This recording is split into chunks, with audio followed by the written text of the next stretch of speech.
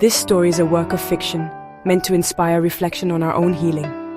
Reina was a renowned healer, offering solace to others while quietly carrying a sorrow she couldn't name. Despite her gifts, she felt incomplete, a persistent ache that seemed older than her own life. In her sunlit room, surrounded by crystals and sacred texts, she wondered about the source of this ancient loneliness. The ache grew louder in her dreams, vivid memories of other times and places. Each dream left her with a sense of burden, as if she'd made the same sacrifice over and over. Reina began journaling, documenting feelings of duty and guilt, fearing that choosing personal happiness would betray her purpose. She realized her ache was the grief of a soul that had always chosen service over self, refusing to receive love. This was the pain of a heart that had given to all, but never to itself. In meditation, Reina's ache revealed stories from lifetimes past.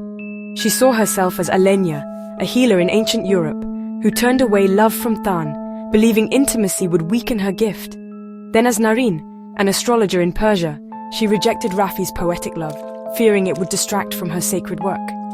As Kaoru, a monk in feudal Japan, she denied a silent bond with Mika, bound by vows of detachment. In every life, she chose duty over love, believing service required sacrifice. The pattern was clear: Alenia, Narin, Kaoru, all her, all denying love for a higher calling.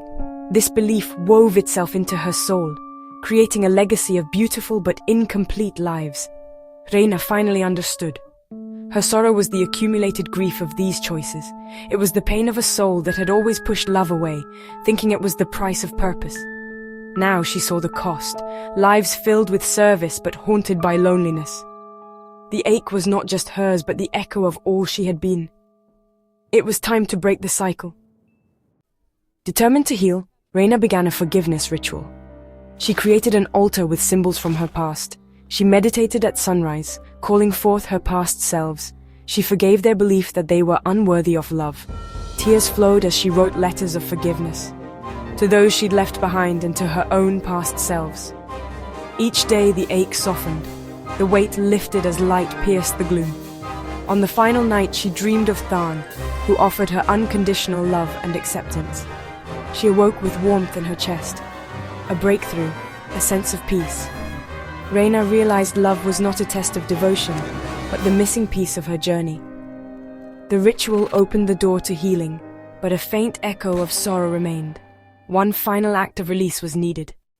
To release the last residue, Reina sought a divine light transmission from a trusted elder. As pure light filled her heart, she felt the threads to her past dissolve. She saw her former selves and those they'd loved, all freed and reunited in forgiveness. The ache vanished, replaced by a radiant self-love and deep acceptance.